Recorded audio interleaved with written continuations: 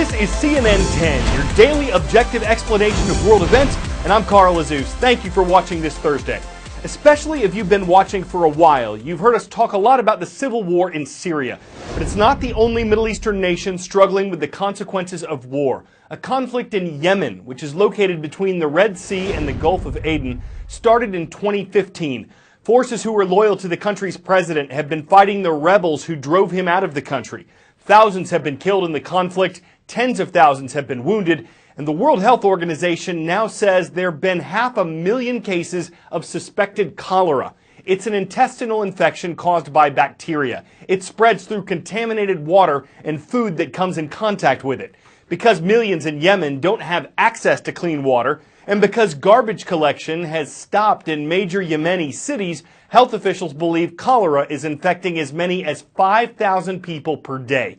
The spread has slowed down over the past month, and people who contract the disease are all but certain to survive if they get health care. What's worsening the problem in Yemen and contributing to the fact that almost 2,000 people have died from the nation's cholera outbreak is a widespread shortage of medicine, hospitals, and healthcare workers to help.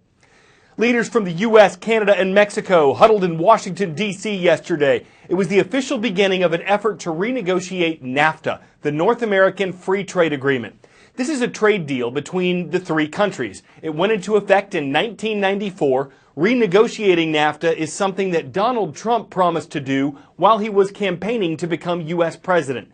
A Mexican government official said the goal is to make the agreement work better. A Canadian official said her country wants to protect NAFTA's record of creating jobs and economic growth. A U.S. official said that while NAFTA has benefited many Americans, such as farmers, it's failed for countless others, with at least 700,000 American jobs lost because of NAFTA. All this gives an indication of the deal's mixed results.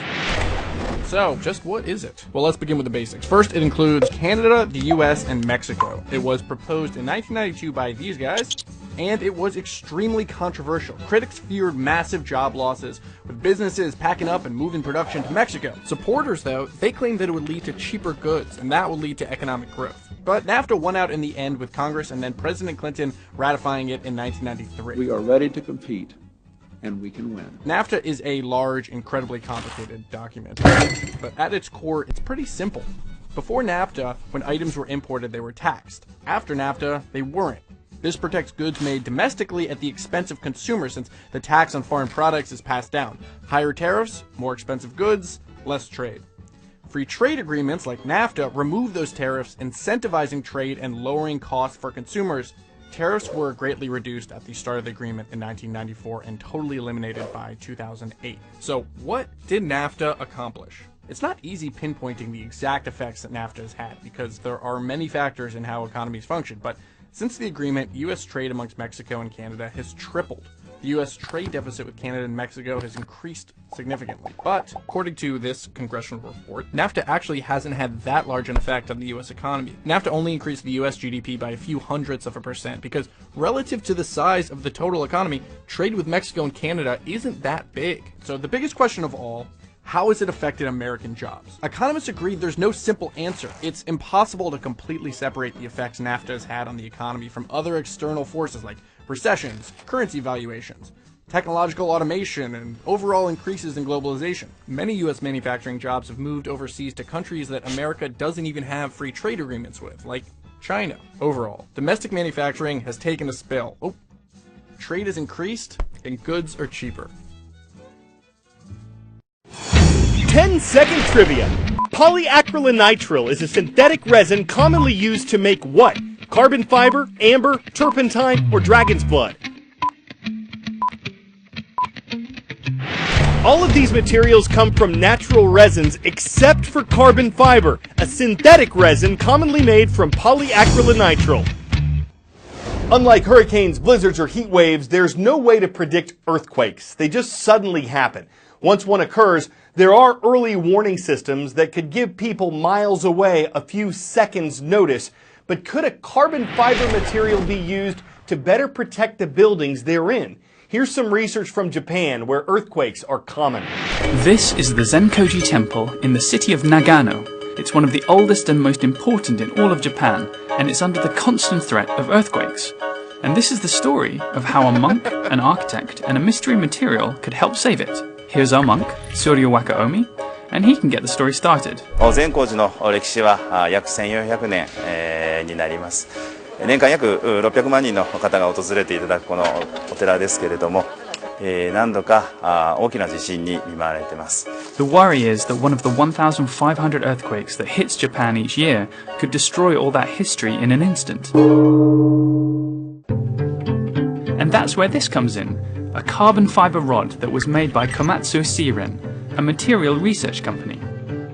Here's Shizuka Haga holding 15 meters of it. It weighs only 1.4 kilograms. The rod is made up of these thin carbon fiber strands.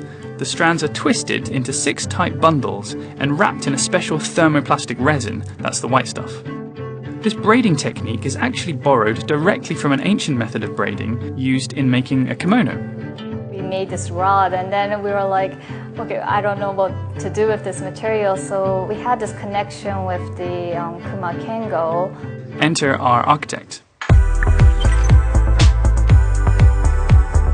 I'm Kengo Kuma, the architect based in Tokyo. Kengo is designing the 2020 Olympic Stadium, and he was actually just in an earthquake. I was watching TV 2 in the morning, and suddenly earthquake came to Tokyo.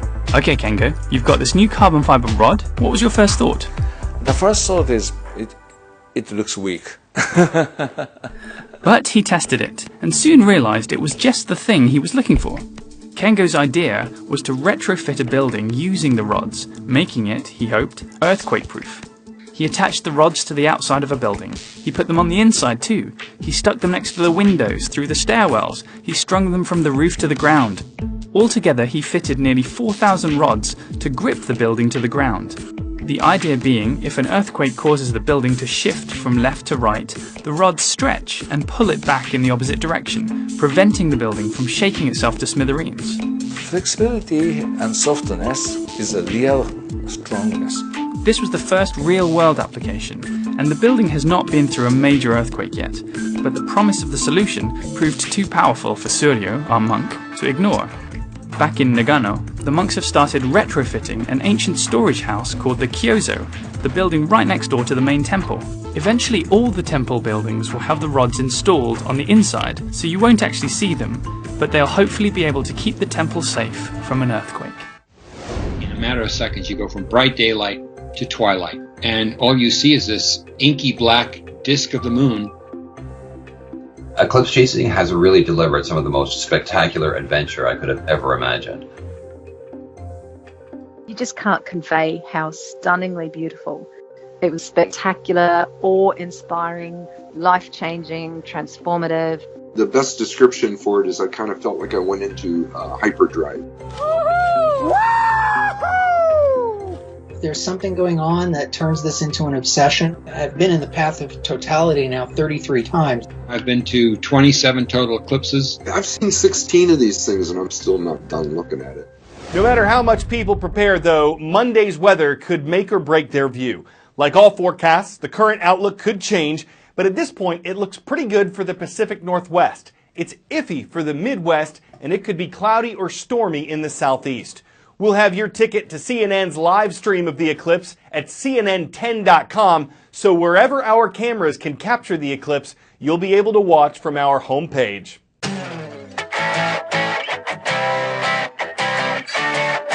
If you're a suspension bridge enthusiast, and who isn't, you'll love this. It's the longest pedestrian suspension bridge on Earth. It's located in Switzerland. It stretches more than 1,600 feet from end to end, and its highest point from the ground is 279 feet. So why is it here? It connects 2 Swiss mountain towns and gives hikers incredible views of the Alps. They can only cross at single file, though. The bridge is just 2 feet wide. Takes about 10 minutes to cross, and if that brings you to the heights of fear and you don't want to take it step by step, you can just watch our show instead. We cross the world to bring you news. Only the puns keep you in suspense unless you find them pedestrian, in which case, I'll just take a hike, y'all. I'm Carl Azus for CNN 10.